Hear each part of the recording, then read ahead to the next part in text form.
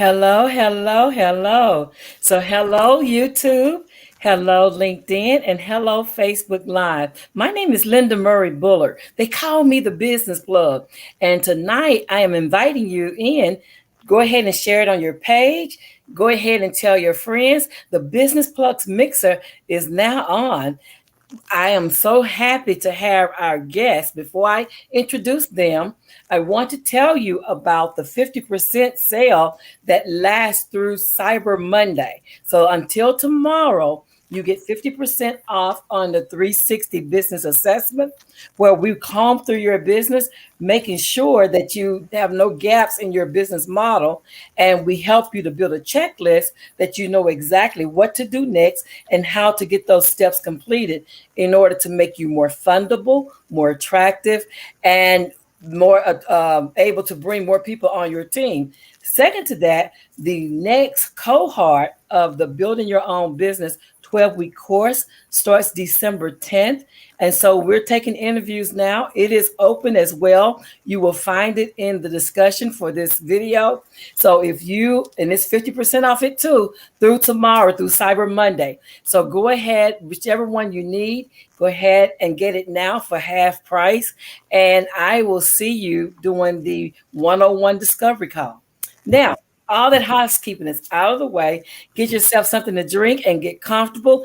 And let's talk about how to let me get it right, Mr. Palmer. Let's talk about how to take care of the goose that lays the golden egg. So we're talking about risk management this evening. Mr. Palmer, how are you? I'm doing well, and thank you for the invitation. Absolutely. Well, thank you for your yes. No problem at all. And I also asked one of my associates to join us. Jacqueline is also here with us. Hey, Jacqueline. Good evening. Good evening, everyone. It's so wonderful and it's a pleasure to be here. We're so glad you both are here. So we're going to have a conversation. Jacqueline and I were talking earlier about what period of time it is, right? Open enrollment. We was talking about that open enrollment season. So tell us about GPI. What does GPI do? GPI Financial Services, we established back in 2003 to support the efforts of small and minority-owned businesses, because what I found at the time was that there was a real lack of information that flowed to our businesses, and also having access to the proper tools to maintain that business, to keep things going. We didn't want businesses to survive. We actually wanted to make sure that our businesses could thrive, because we thought about it. We said, well, what if we had 1,000 businesses that we helped become, multi-million-dollar types of companies? What would that happen? What would that do to the economy? To stimulate the economy. So that was the premise, was to make sure that we provide the right tools to our businesses to make sure that we can not only, again, survive, but put us in a position to thrive, and then to be able to create this thing called generational wealth. Wow, that is needed. That's a conversation that's worth having indeed. So when you talk about that, and you're talking about how to, because a lot of small businesses, you and I talked before, how education doesn't funnel all the way down to the people that need it. And so we've taken on the onus of helping people learn better in hopes that they will do better. Absolutely. And when you think about it, most people, they have a specialty that they are really good at. Yeah. The problem with trading in that skill for entrepreneurship is the fact that instead of wearing that one hat and that specialty, now you must wear several hats, or you need to make sure that you put a team of advisors together that can help you navigate the challenges of becoming an entrepreneur. And that's the thing that we do as risk managers. We take some of the risk. We can't take all of the risk out of life, because, every day you're faced with risk. Getting out of the bed, walking across the street, going to the grocery store. And you saw the guy up there in Virginia, working at Walmart. You could just happen to be in the wrong place at the wrong time and somebody snaps. So risk is around us, but we try to mitigate or reduce as much of that risk as possible. Absolutely, absolutely. And a lot of businesses don't think, I mean, well, entrepreneurship within itself is risky, right? For It's for sure. people, it's for people who have decided that they're not risk adverse. And so they're willing to take a chance on what they do or what they know in order to build a business.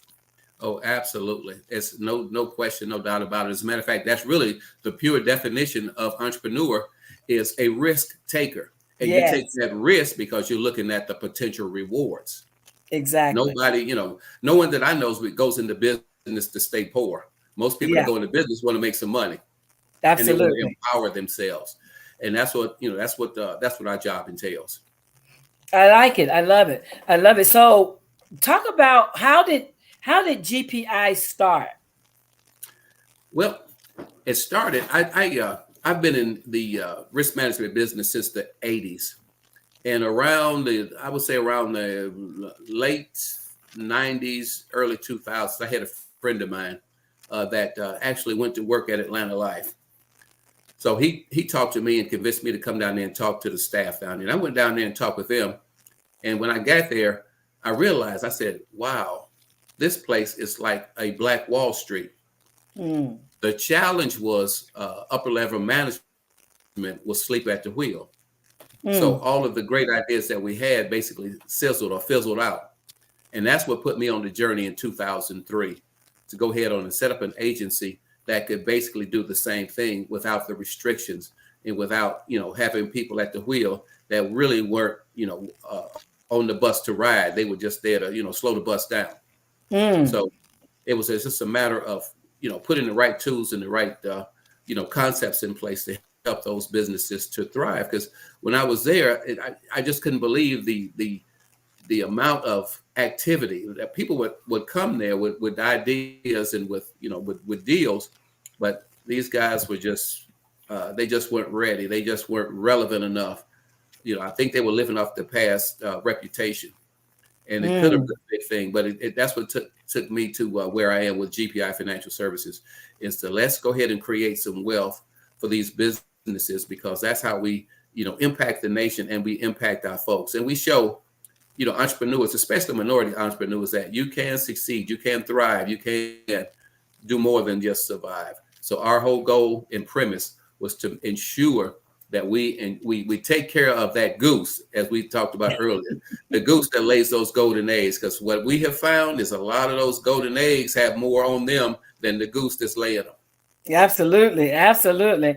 And so in doing that, talk about what that looks like to the average entrepreneur who is a mom and pop shop or someone just starting up and really don't really understand the business part of their business yet, let alone how to avert risk. Absolutely. And this is really for those people that are full time in their business. And I'm not talking about folks that, are like, moonlighting, that work a job for 8 hours and then they say, okay, now I'm an entrepreneur. This is for folks that are actually out there on that high wire, and Yeah, they're yeah. doing this, 40 hours a week on the high wire. And here's the deal with that. What I have found with minority business owners is that we care more about the eggs. The eggs would be things like cars, the actual building or the materials, the general liability types of things that happen day to day. But when we look a little further, it's that goose, it's that actual entrepreneur that's taking all of that risk. And the Mm, key is we don't have to self-insure all of that risk. And what I simply mean by that is taking care of the goose is that if you're doing this full time, you should have something in place like a safety net, so to speak. So in the event that that entrepreneur is laid up, you're sick, you're hurt, you're unable to work, you're unable to drive that business, does the business fall apart? Does it stop when you become mm, disabled? So one of the things we talk yeah. about is the living death, which is a disability. You'd be Mm, surprised at how many people I have talked to that were entrepreneurs that thought when they became disabled, they could just march down there to the Social Security office and say, put me on a government disability. Well, it takes quite a bit to get on government disability these days. Their whole Yeah. goal right now is to stop people from getting on that disability. I mean, you got to jump through some hoops. And as an entrepreneur, if you're making 5, 6, 7,000 a month, could you live on 1,000? Mm. Because that's about what it's going to provide for you. So proper planning prevents poor performance. So you want to make sure as an entrepreneur that one of the first things you do before you ensure those golden eggs, ensure the goose. Take care of the goose. In the event that the goose cannot function, your income does not stop. Mm. You can still maintain your lifestyle and also take care of the business expenses as well. That's one of the things we talk about. The other thing is all businesses have key personnel. In a small business, it might just be the owner. In Yes. some cases, it could be partners, or you could have a key individual that's working with you that if that person goes down, your business shuts down. So you want to also think about key person insurance in the forms of life insurance and as well disability insurance. If you have partners, you need to think about a business will. In the event that one of the partners becomes disabled, do you continue to pay them full salary while they're Mm. disabled? Well, what if they never return full functioning? What do you do then? So you need to Mm. have some type of a buyout arrangement, maybe a disability buyout or just a straight buyout in the event of death. So these are the types of things that we always try to recommend to take care of the goose first before you take care of those eggs, because without you, everything shuts down. And yeah, and if you're a full-time entrepreneur, you're the goose. Like everything is centered around you, just in case you didn't get that. Like if you are the person that is working full-time in your business, trying to grow your business, you know, regardless of whatever level you are at today, as you grow that business and as you start getting more revenue and become more relevant in Mhm. your family's income, it is imperative for you to think about what happens if I'm no longer here. Oh, absolutely. And you just brought up another point. When we look at uh, Black-owned businesses, and you think about how many of our businesses are second generation, third generation, even our best companies fall flat. I mean, you can name companies and we can say, where are they today? I think about Absolutely. companies like Johnson Hair Care Products used to do Afro Sheen and Ultra Sheen, and they also did the Fashion Fair. Uh, Yeah. I mean, all of those. What happened to them? It used to be another one. I remember Soul Train. They had I think it was called Luster Care. Mm. Luster Care was one of the co-sponsors for Soul Train, and I I think they remember were out seeing of it. Texas. And you think about where are those second generation companies? I mean, Mm. even some of our best companies. You look two generations and three generations. It's almost impossible to find.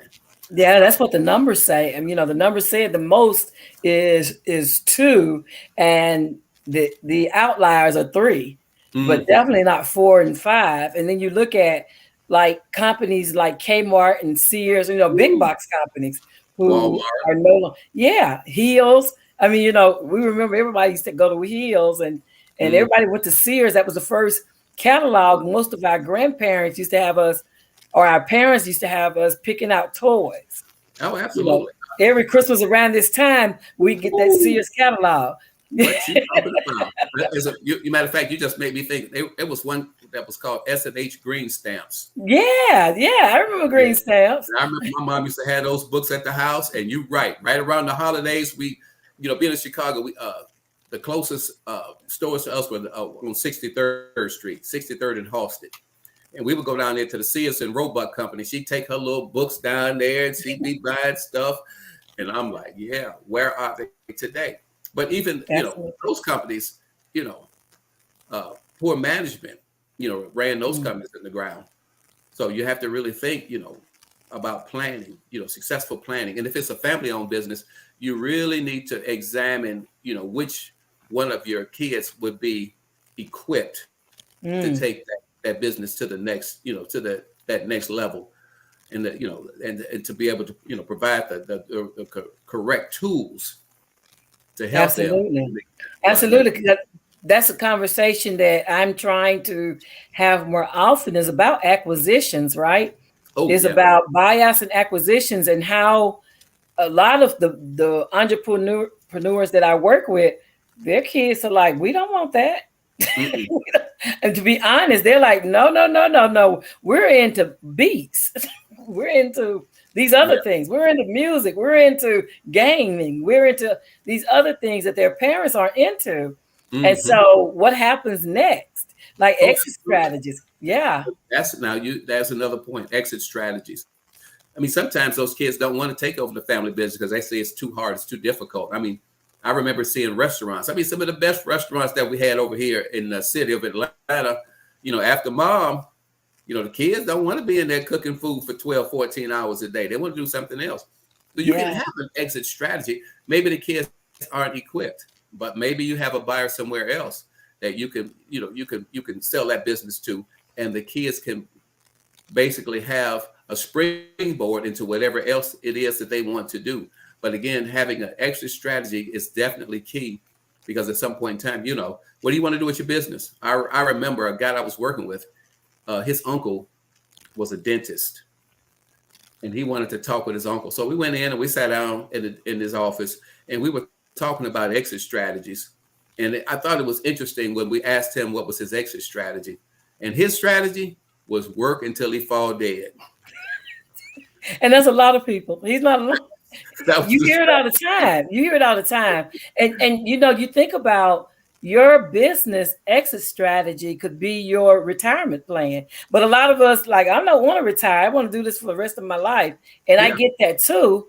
yeah, But physically, yeah. our bodies cannot handle some of this. I went through COVID last year, Ah, and there was a period of time when I wasn't in a good place. I couldn't walk, couldn't talk, couldn't do anything for myself after I woke up 15 days after being in that coma. And I couldn't imagine, yeah. if that was going to be the rest of my life, what that looked like. Oh, absolutely. And COVID was a whole nother thing that put a new wrinkle, a new twist into the whole risk management game. Because you're right, that was one of those things that no one saw coming, and that really changed, kind of the rules of the game get changed right there. Jacqueline, what do Absolutely. you have to say? Yes, and all of what is being said is so valid and is so very important, especially when it comes to proper planning. I know I've seen a lot of people in my family has that same mindset. It's a mindset. Financial building and risk management is a mindset. If you have come from a family that says you have to work very hard, no matter what, there are many risks in the 21st century to do that. So I'm so happy that GPI and companies like ours are here to educate people that there are better choices to make, and there is a different mindset to have with proper planning, and you have a more satisfactory or satisfaction in your future. But it all, of course, starts with the present. Absolutely. I And love one of the that. things that I look forward to is one of my passions is when I see on social media how I really believe in the concept, and it's a great invention, whoever invented the GoFundMe concept.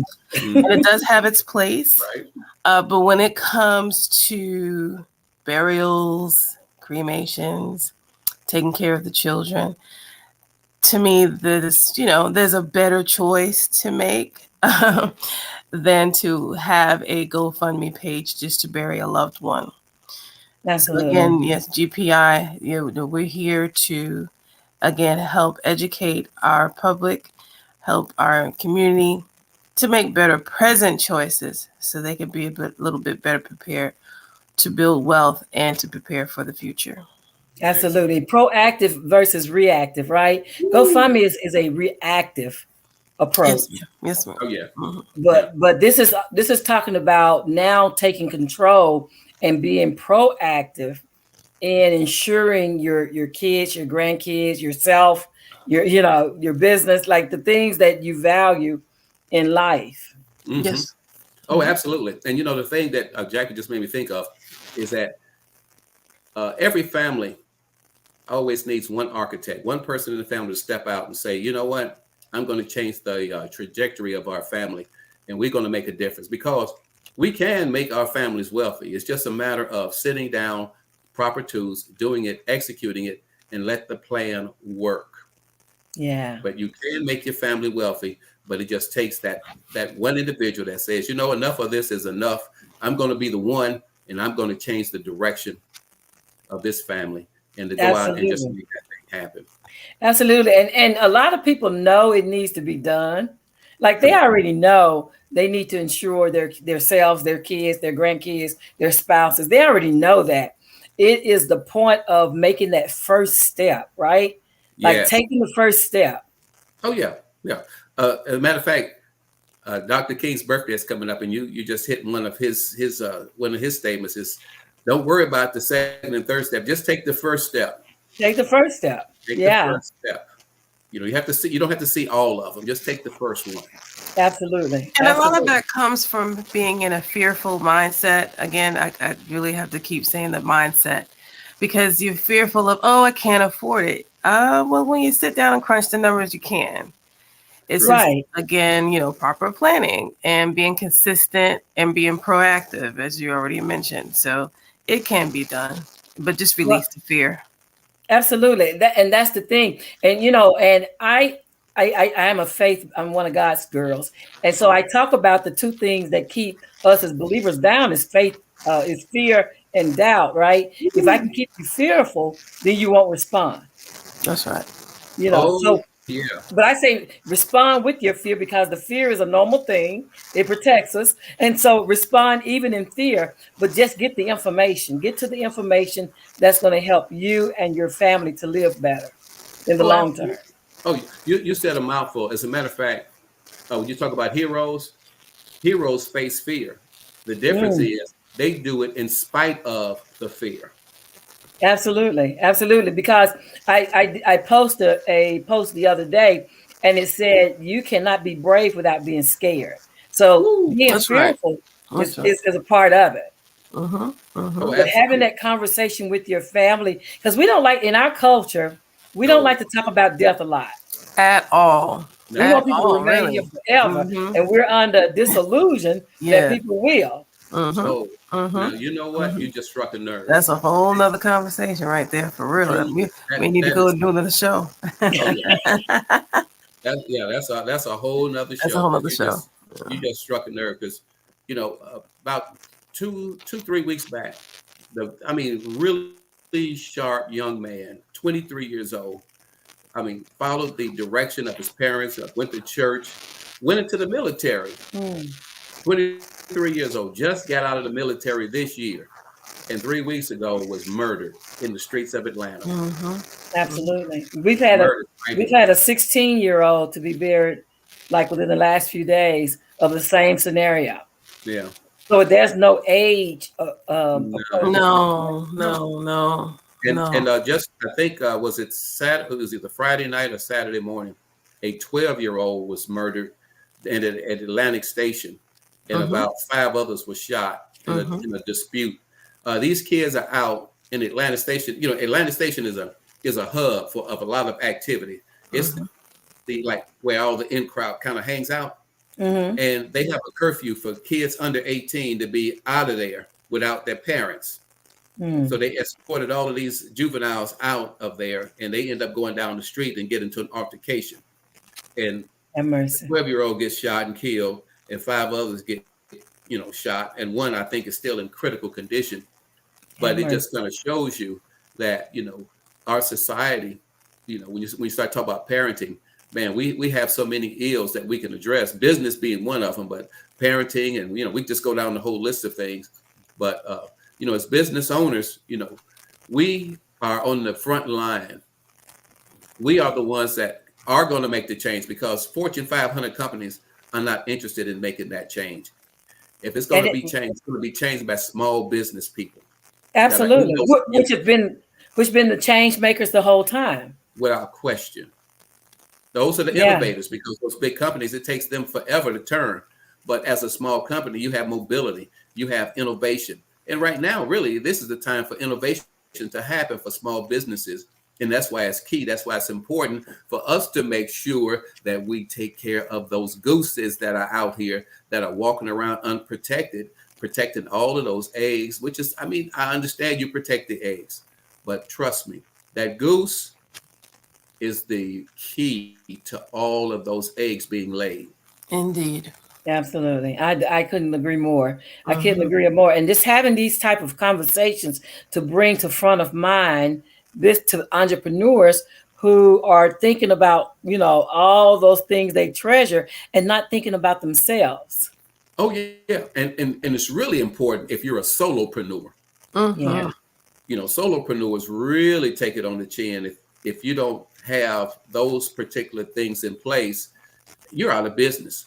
I mean, you're Yeah. on the welfare line. You're in there at the Social Security office trying to figure out if you can live on $1,000 when you used to, 7, 8,000, and now you got the scale way back, and now you talk about hardship. Wow. Exactly. Yeah, And that's another conversation because when you get to around 50, 60 years old, people want to put you out to pasture. There's like, okay, you need to go retire, go sit in the corner, go do whatever. And I am trying my best to encourage 50 and 60 and 70-year-olds to start thinking about what could you do to monetize a skill set that you already have. It's not about learning something new, but there are so many gaps in our society and so many needs that sitting in a corner is not an option. Like all of us have skill sets and things that we could train this younger generation to deter some of those things that are happening all over this country. true. And the real key as we age is staying plugged into young folks, because young folks know stuff that we don't. I mean, we got a grandbaby, and she knows more about that iPhone than I do. I give her that iPhone, and she pull up games I don't even know on there. Hey, I tell you, She's 3 years old. Hey, I tell you, I had a 9-year-old tell me today, give me your phone so I can show you. I saw you on TikTok. I'm like, it's not church appropriate. Let's not do it here at church.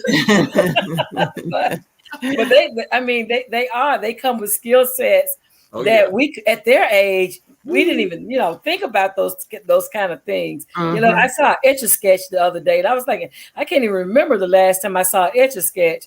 But my brain acts like an Etch-a-Sketch now, because if I go to sleep and wake up, it's a whole different day. Just thinking about it. But these young people, I mean, staying plugged into the youth and being a guide for them, just as the elders were guides for us. Okay. Like it's our turn now to start, pouring into these young people. And one thing I am really, really adamant about is education, is teaching them, with COVID and the things that happened in COVID, teaching them things like math. I teach adults who want to go back and get their GED. So 4 days a week, I go and teach math. Wow. I am so adamant about not just that, and these are 40, 30, 40, 50-year-olds, but I'm wanting to do it for even younger kids, because COVID hit us hard. And it pushed a lot of us back. Oh, no doubt. I mean, when I thought about these kids that were virtually learning, I was like, Lord, we're going to have some kids that are going to be totally lost, because I've gone into some of these schools and from what I saw, I'm like, okay, now if these kids had to virtually learn and they're sitting in the class and not learning a thing virtually, I was like, man, as smart as these kids are, they probably have an avatar sitting up in there where they were playing a game and acting like, oh yeah, I get it, and talk about totally lost. I know it. That virtual learning. But when you think about it, though, all of us are educators. We are all educating. Absolutely. That's one of the keys to what we do, is we have to educate. Absolutely. And it's so important now that, especially like people who are entrepreneurs, I love to see when parents who are entrepreneurs pull their children in, like their young kids, and start them, even if they're doing a different thing, but they get them to thinking about business ownership, right? I love to see that. I adore. I have a lot of young people who have been doing it for quite a while who follow me, and I adore it. I Oh love yeah. to see them because I remember when they were 6, 7 years old, they were just getting started. Mm-hmm. And you know Yeah, the power the power of being a kid is you don't have boundaries. You know, as a kid, you dream in vivid color absolutely. in in bright strokes. But as we get older, it seems like we stop painting in color and we start Getting painting in the in black and lines. white. And then we Yeah, go into that little box. yeah, And then yeah. We get in the lines. Yeah, we just yeah. want to survive I love that. instead of thrive. And that's the real key is, as a kid, you think like that, but as you get older, people tell you, go to school, get a good education, and get a good job. But is Yeah, that what wealthy people tell their kids? Absolutely not. They send them to school to network, to learn, to come back, to run the company business or an affiliate, or to be an entrepreneur some type of way. But they don't send them to school to be an employee. They send them to school to be an employer. Mhm. absolutely. I was looking. Warren Buffett created someone in his firm created 20 things you should know by the time you're 40. Mm. And one of them was that you should be thinking about how you can make a secondary income. And then another of them was that you should be thinking about your job is not safe Woo. because there are no safe jobs right now. It really does mean just over broke. Yeah.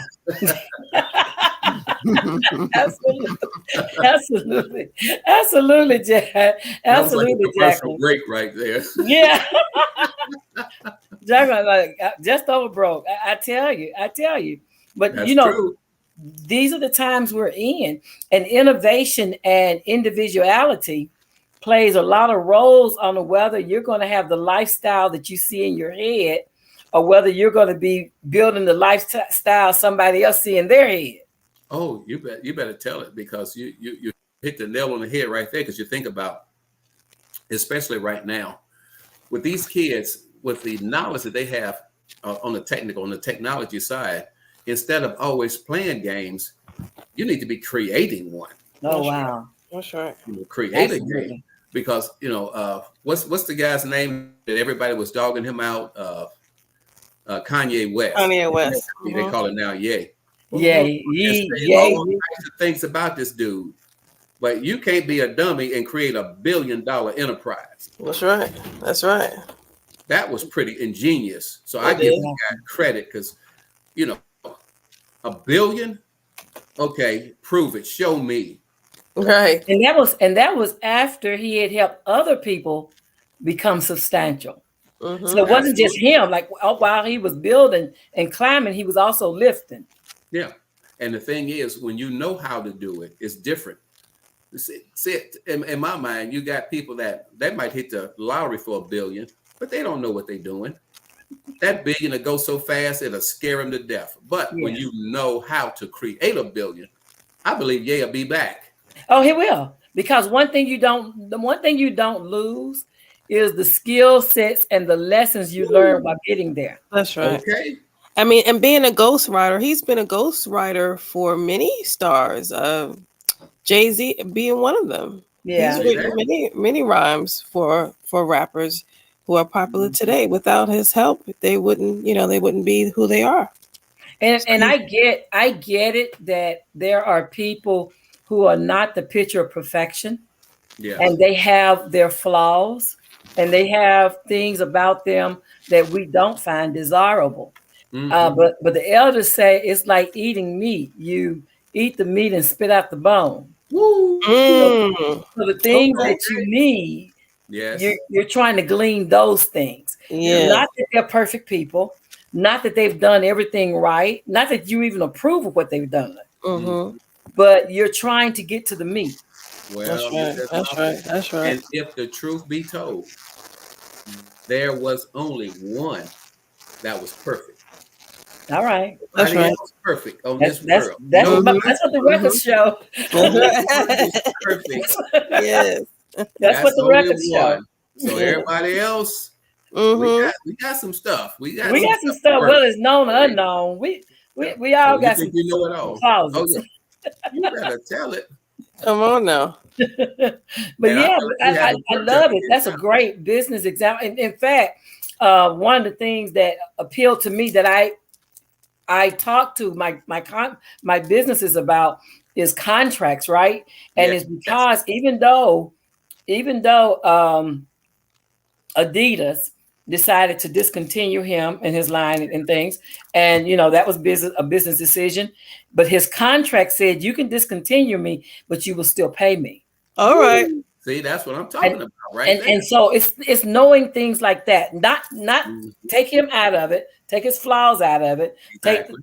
whatever he said, done, take all that away, and just get the meat. The meat is, as an entrepreneur, you need to have contracts in your business that cover you. Mm, That's another risk management, right? it is. And it Because is. your Yeah. insurance, your contracts, Yeah. that's the lesson. That's the lesson. Oh yeah. No doubt. Because when you think about risk management, it always boils down to some contracts. Mm-hmm. You know, that's what insurance companies do. They issue contracts, whether it's a life Absolutely. insurance contract, disability, general liability, all of these are contracts, unless it's a bond, which would be a little different. But all of it boils down to contractually what is, what has to happen, what is the obligation, and who's Absolutely. obligated.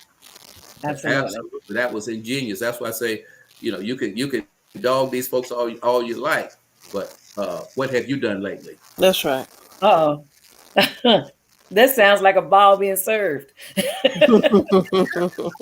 That's the Yeah. that's the charge. That's That's the the charge, charge. Miss Yeah, that Linda. sounds like a ball being served. It And is. so, as we wrap up here, want to give both of you the opportunities to lead last words that you want our audience to take away from this conversation. So, Mr. Palmer, I'm going to have you to do it first, and Okay. then Jacqueline, I'll have you to come back and do it after him. Okay. Excellent. I would say the key as an entrepreneur is the fact that you are up on the high wire. You are the mover, you're the shaker, you're that key individual that keeps everything flowing. So, as the entrepreneur, as the risk taker, we want to ensure that we can take some of that risk away. We want to mitigate as much of it, reduce as much of that risk as we possibly can. And we have the tools, the resources, the knowledge to make those things happen for you so that no matter what happens, you live, you die, become disabled, or you say, I want to transition out of this opportunity that I'm currently in, we have solutions that can help you to operate in any of those conditions.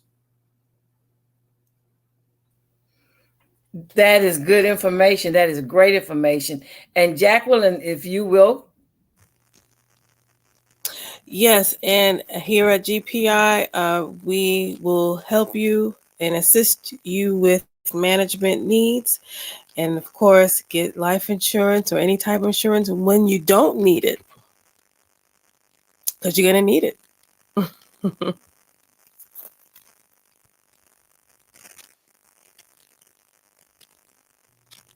Beautiful.